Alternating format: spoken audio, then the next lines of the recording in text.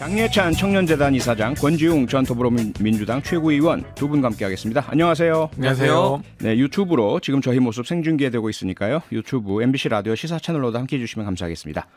네, 권지웅 전 비대위원님 오늘 어떤 뉴스 가지고 오셨습니까? 뉴스로 핫한 부분인데요. 이상민 장관 해임 건의안 관련한 이야기입니다. 그러니까 시기로 보면 지난 25일 날 민주당에서 이상민 장관을 해임해달라라는 요구를 28일까지 답을 달라고 일단 정부에 요청했습니다. 그게 28일이 오늘이고요. 방금 속보가 떴는데 민주당에서 해임 건의안을 발의하겠다고 일단 했습니다. 정부는 이렇다 할 답을 하지 않고 있었고 그 답은 이제 해임을 하지 않겠다는 뜻이었겠죠. 근데 이것이 이제 더 주목을 받게 된 것은 사실 이상민 장관이 이제 수습을 하고 그 이후에 뭔가를 이야기하겠다라고 했는데 지난주 화요일 날 유가족분들이 처음으로 기자회견을 했어요. 그랬죠. 근데 그때 이제 처음으로 이제 밝혀진 내용이 유가족들이 만나지 못하게 정부가 좀 개입한 거 아니냐라는 의혹이 유족들에 의해서 밝혀졌습니다. 그러니까 실제로도 개인정보 동의 때문에 유가족분들의 연락처를 안 줬다는 이야기가 있었는데 어떤 유족은 스스로 개인정보를 공개할 테니까 저처럼 이런 의사가 있는 사람이라도 좀 연결해달라라고 했는데 답이 없었고 또 어떤 담당 공무원은 유가족끼리 연락처를 공유하지 못하도록 하라는 교육을 받았다라고 유가족이 밝혔습니다. 그러니까 이게 그냥 대비하지 못했고 대응하지 못해서 참사가 일어난 것도 책임을 져야 되지만 이후에 수습한다고 하는 과정 속에서도 문제가 발생하고 있음이 드러난 것이어서 이 논의가 계속되지 않을까 싶습니다.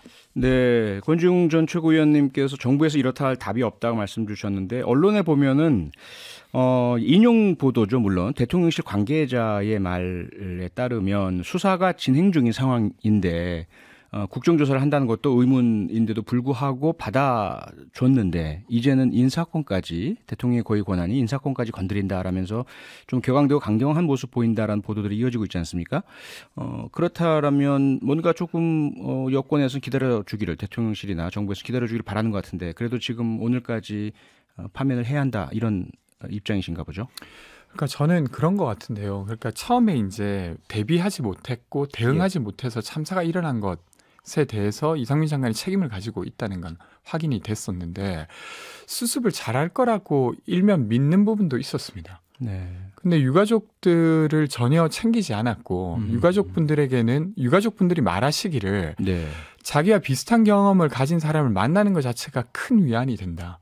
그래서 그날 기자회견 중에는 본인이 17일 만에 다른 유족들을 만나게 됐는데 정말 기뻤고 동시에 어떤 비밀 작전 하듯이 몰래 만나는 기분으로 만나야 했었다는 거예요. 근데 이 같은 일들이 이상민 장관의 지휘하에 지금 벌어지고 있었던 일이지 않습니까? 그래서 이런 부분이 드러나면서 이제 제기하게 된 것 같고 여당에서 이야기하는 수사가 다 완료된 다음에 책임을 물어야 되지 않냐라는 것은 만약에 탄핵 소추를 할 경우에는 그 말이 맞습니다. 그러니까 법령 위반이 있는 경우에 탄핵을 소추할 수 있기 때문에 근데 해임 건의의 경우에는 그렇지 않습니다. 지금 이상민 장관은 몇 가지 잘못된 발언들을 하셨어요. 경찰이 추가되어도 이 사안을 막을 수 없었다. 혹은 아니면 유가족분들의 명단을 가지고 있지 않았다. 다 거짓이었죠. 그런 것들을 보다가 이제 유가족들이 만나지 못하게까지 만들었다는 사실은 국민들 혹은 아니면 민주당으로 하여금 이런 적극적 조치를 하게 된 배경인 것 같습니다. 장예찬 이사장님, 민주당의 요구 이제 쭉 들으셨고요. 이미 알고 계실 텐데 국민의힘에서는 여기에 대해서 국조특위 어렵게 여야 합의를 해줬는데 이상민 장관 해임 건의까지 한다면 우리는 국민의힘은 국조특위위원회에서 사퇴할 수도 있다. 이렇게 이제 대응을 하지 않았습니까? 야당 대응, 여당 대응 어떻게 보고 계세요? 저는 사실 민주당이 이럴 줄 알았습니다. 알고 계셨어요? 국조 합의 됐을 때부터. 아마 민주당은 국민의힘이 국조 합의 안 받을 거라고 생각했을 거예요. 그래서 계속 이걸 정치적 공세 수단으로 삼으려고 했었는데 그 다음 수순으로 주호영 원내대표가 예산안 처리 후에 국조하겠다라는 안을 띄우고 나서 네. 민주당이 굉장히 당황했을 거라고 확신합니다. 이제 국조를 받아버리니까 네. 그다음에 뭔가 정부 여당이 받지 못할 카드를 계속해서 내세우면서 이걸 정쟁화시켜야만 이재명 대표 측근 줄줄이 구속이나 대장동 관련해서 지금 재판 때마다 특종들이 쏟아지고 있잖아요. 네. 이 관심을 환기시킬 수 있다라는 어떤 얕은 정치적 노림수로 국민의힘이나 정부에서 받기 힘든 이 이상민 장관 파면을 꺼낸 것 같고요. 네. 해임 건의안도 좀 남발되는 측면이 있죠. 박진 외교부 장관에 대해서도 해임 건의안 발의했었다는 사실조차도 이제 가물가물한 국민분들이 많으실 텐데 네. 벌써 두 번째 해임 건의안입니다. 역대 이렇게 빠른 시한 안에 이렇게 많이 해임 건의안을 남발한 야당이 또 있었는가. 아무리 다수당이지만 그 지위를 좀 과도하게 사용하는 것 같고요. 저는 국정조사 합의의 정신을 좀 지켰으면 좋겠습니다. 네. 예산안 처리 후 국조를 본격적으로 실시하기로 합의했잖아요. 이건 단순히 예산안이 중요해서도 있겠지만 동시에 예산안이 처리되는 12월 초중순이면 특수본의 1차 수사 결과가 나올 것을 서로 간에 기대하고 네. 그 수사 결과를 보고 수사에서 드러나지 않은 미진한 부분을 국조에서 밝히겠다는 게 전 합의의 정신이라고 봅니다. 예. 여야 모두 동의했고요.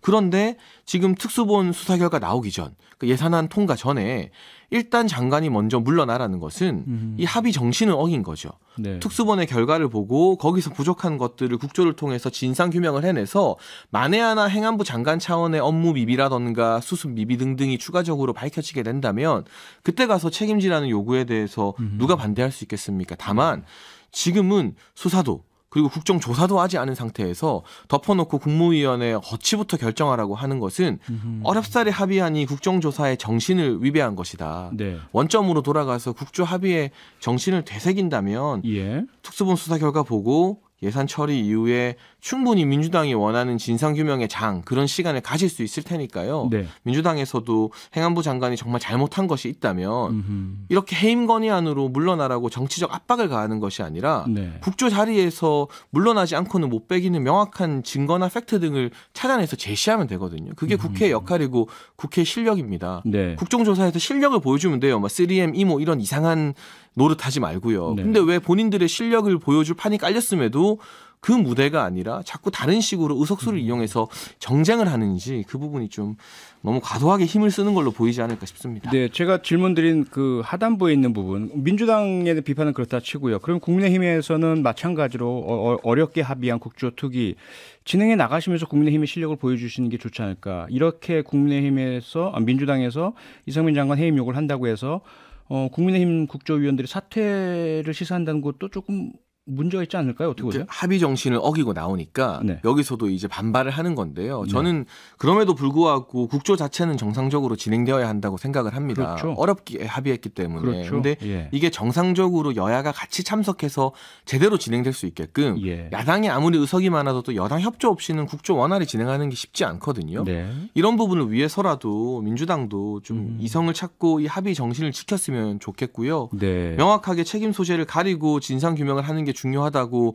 누차 제가 말씀드렸고 네. 지지난주에도 이 문재인 정부의 수많은 참사 과정에서도 오히려 김부겸 전 행안부 장관 같은 경우는 국무총리로 나중에 영전까지 했잖아요. 네. 그런 것들을 미루어 보면 정확하게 진상 규명을 먼저 하자는 게 네. 국민의힘만 윤석열 정부만 유독 무리한 요구를 하는 것은 아니다라는 말씀을 좀 드리고 싶은 거죠. 네, 마찬가지로 권지웅 전 비대위원님, 민주당이 요구했던 국조특위인데요.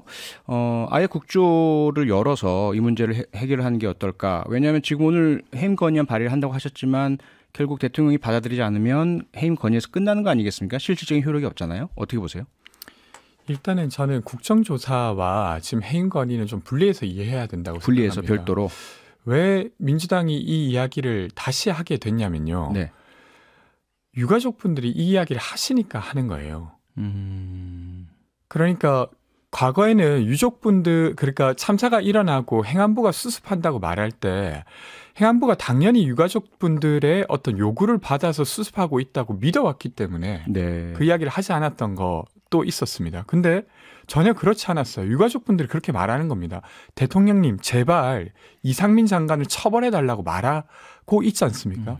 어떤 유족은 자식을 잃고, 그러니까 되려 장희찬 이사장께서 증거가 없는데 왜 정치적으로 그런 이야기를 하냐라고 하시는데 증거가 왜 없습니까? 자식이 죽어서 자기 사례를 갈기갈기 찍고 싶다고 하면서 하는 말을 민주당이 대신 이야기할 뿐입니다. 그리고 이것은 단지 민주당만의 이야기는 저는 아닌 것 같아요.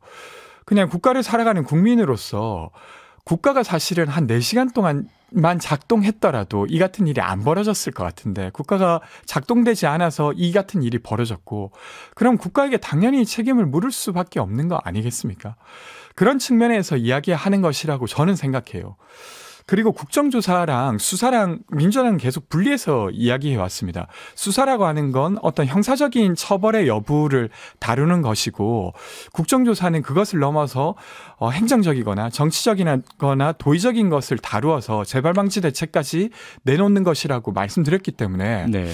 이게 뭐 이제 수사가 진행되지도 않았는데 국정조사가 시작하지도 않았는데 이런 책임을 묻는 것 자체가 어불성설이다 이렇게 말하는 건 저는 동의가 일단 안 됩니다. 네, 기본적으로 저도 유족들의 아픈 마음에 위로를 다시 한번 기회가 될 때마다 드리고 싶고요. 네. 모두가 납득할 수 있는 진상규명이 이루어져야 한다고 봅니다. 예. 다만 이제까지 정말 많은 아픈 사고들이 대한민국에 있었고 세월호 참사 이후에도 한국의 안전 시스템이 발전했느냐. 해상사고 똑같이 일어났고 뭐 지난 코로나 전국 때든 아니면 경기도 이천 화재든 또는 제가 말했던 김부겸 전 장관의 책임이었던 이 연달은 2건의 2017년 연말과 18년 초에 일어났던 화재 합해서 70명 가까운 분들이 목숨을 잃으셨죠. 네.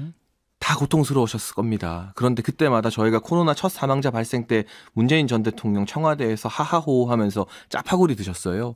그런 부분에 대해서 그 당시 야당이 비판은 했지만 문재인 전 대통령 해임돼야 된다, 파면해야 된다 이야기했나요? 이재명 대표지 민주당의 대표지만 경기 이천 사고로 정말 모두가 충격받았을 때 황교익 씨 데리고 떡볶이 드셨잖아요.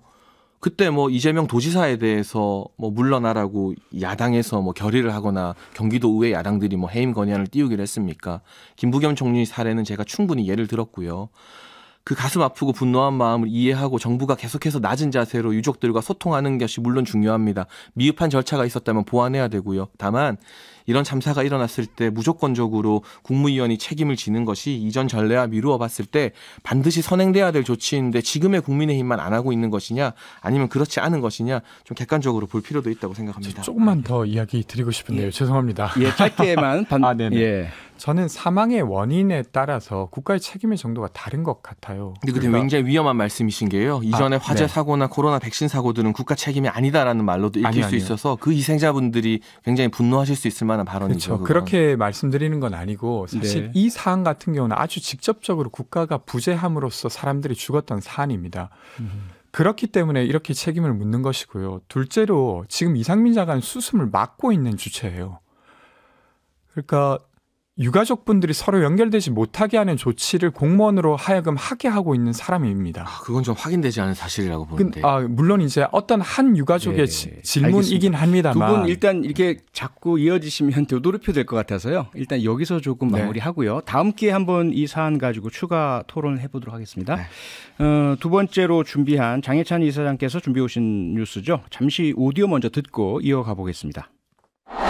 더 탐사 같은 데가 김의겸 같은 주류 정치인과 협업하거나 그 뒷배를 믿고 과거의 정치 깡패들이 하던 역할을 하는 것 같습니다.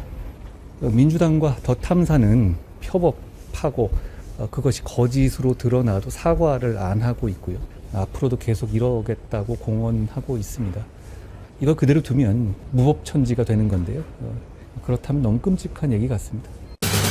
네, 한동훈 법무부 장관 목소리였는데요. 장해찬 이사장님도 같은 생각이시죠? 네, 그리고 저 개인적으로는 이제 더불어민주당을 이 정도 되면 더 탐사 민주당이라고 불러야 되는 거 아닌가 하는 생각이 들 정도로 더 탐사라는 매체가 허위로 명백히 판명이 난 가짜뉴스를 퍼뜨렸음에도 불구하고 기세 등등한 것은 민주당이 뒷배가 되어주고 있기 때문이에요. 김의겸 의원과 협업했다는 그 첼리스트 음모론 여기에 올라탄 당사자가 바로 이재명 대표, 박홍근 원내대표, 김성환 정책위 의장, 장경태 박찬대 최고위원 등등 지도부가 나서서 거의 당론으로 채택하다시피 총력전을 펼쳤거든요. 그러니까 더 탐사라는 이 저질 매체도 우리가 한마디 나서면 민주당 지도부가 총력전으로 도와주는구나 라는 자신감을 얻을 수밖에 없죠. 그 결과가 이 장관이 없는 집에 가서 문을 두드리고 심지어는 도어락을 열려고 했던, 또 택배를 뒤졌던 이런 모습인데요. 사실 권력자에 대한 언론의 취재 그동안 많이 이루어져 왔습니다. 네. 그런데 우리가 그 집 앞에 차량이 출입하거나 사람들이 오가는 길목에 서서 권력자에게 한마디 듣기 위해서 기자들이 대기하는 경우는 많이 있었어요. 근데 지금처럼 현관문 앞까지 가는 경우는 저는 거의 보지 못했었고 과거에 유사한 사례가 있었더라 하더라도 그건 굉장히 잘못된 취재 행위, 그리고 법적으로 이미 처벌받은 전례도 있다고 생각합니다. 네. 예를 들면 그 T라고 하는 아파트 단지라고 쳤을 때 그 단지 입구 밖에서 기다리면서 취재를 요청하는 것 정도는 할 수 있다고 봅니다. 권력자에 대한 감시 차원에서. 네. 근데 그게 아니라 입주민이 아니면 들어갈 수 없는 현관문을 열고 들어가서 그 안에서 문을 두드리고 도어락을 열려고 한 것은 명백한 범죄 행위죠. 네. 근데 이들의 범죄 행위가 왜 칭송을 받고 이들이 기세등등하게 경찰서 앞까지 또 추가로 찾아가서 난동을 부리느냐. 민주당이 힘을 실어주지 않았다면 불가능한 이야기입니다. 저희 국민의힘이 뭐 보수 유튜브와의 연관성 이런 부분 때문에 때로는 비판을 받기도 하고 자성의 목소리를 스스로 내기도 하고, 김종인 전 위원장이 그런 자성의 목소리 많이 내셨었잖아요. 네. 근데 적어도 이 특정 보수 유튜브가 제기했던 가짜뉴스에 당대표이야 원내대표, 최고위원 등등이 동시다발적으로 논평을 내면서 올라탔던 경우는 제가 보기에는 이 황교안 지도부 이후로는 없었던 것 같아요. 이런 차원에서 더 탐사가 이런 짓까지 벌이게 하는데, 더 탐사 혼자 법적 처벌을 받고 끝날 게 아니라 그 녹취록을 최고위원회에서 틀었던 장경태 의원을 비롯한 지도부가 대표적으로 유감 표명 정도는 해야 되지 않을까 싶습니다. 네, 권지웅 전 비대위원님 어떻게 생각하세요? 일단 뭐 저는 김의겸 의원 자체가 민주당 전체는 아니기 때문에 네. 더 탐사라고 하는 것과 김의겸 의원은 연결이 돼 있다고 스스로 밝히셨기 때문에 연결이 돼 있지만 민주당까지 확대하는 건 전 부적절하다고 생각하고요. 네. 근데 또 반대로 사실 더 탐사라고 하는 언론이 뭐 본인의 기자를 압수수색했다는 것을 근거로 해서 장관의 집에 찾아갔던 것은 저는 적절하지 않았다고 생각합니다. 네. 게다가 가족이 있는 곳이고 그렇게까지 해야 될 일은 저는 아니었다고 생각해요. 근데 그것과 좀 별개로 한동훈 법무장관이 입법부 구성원의 의혹 제기에 대해서 이렇게까지 과민 반응하는 건 저는 적절하진 않다고 생각합니다. 그러니까 국무위원은 의혹을 제기받는 자리입니다. 그리고 그것이 아니면 아니라고 해명할 일이지 네. 의혹을 제기한 사람에게 너는 뭘 걸 거냐라고 겁박하거나 혹은 아니면 법무장관으로서 사실 사정기관의 거의 수장이라고 볼 수 있지 않습니까? 그 네. 상태에서 개인이라고는 하나 다시 소송을 또 거시고 하는 것 자체가 되려 입법부를 위축시키는 일입니다. 그러니까 과거에도 이은재 자유한국당 의원이 왜 MS 오피스를 마이크로소프트사에서 사냐고 사퇴하라고 하고 배임이다 이렇게 했지만 그렇다고 해서 자유한국당을 공격하진 않았지 않습니까? 마찬가지로 최근에 김영판 의원이 돈다발 사진을 놓고 이재명 지사를 공격한다고 해서 국민들에 의해서 평가를 받았죠. 저 의원 좀 이상하다. 근데 그렇다고 해서 국민의힘 전체가 뭔가 사과를 했던 건 아닌 것 같습니다. 그렇게 요구하지도 않았고요. 그래서 저는 좀 김의겸 의원이 좀 부적절하게 하고 있다는 것과 네. 그런 의혹 제기 자체를 아주 하면 안 되는 것처럼 만드는 것은 좀 저는 달리 해야 된다고 생각합니다. 한동훈 법무장관의 과잉 대응이다 어떻게 생각하세요? 지금이라도 말씀하신 그 돈다발 의혹 제기했던 김용파 의원은 공개 사과하셨으면 좋겠고요. 네. 이은재 의원은 제가 참 안 좋아하는 분인데 최근에 무슨 조합 협회장 가신 거 네. 개인적으로 유감스러운 인사라고 생각을 합니다. 네. 그리고 뭐 MS 오피스 이런 확인 안 된 근거 없는 걸로 질의했으면 비판을 받아야죠. 네. 3M 이모랑 마찬가지로. 이거는 여야 뭐 공이 나눠서 생각할 문제가 아니고요.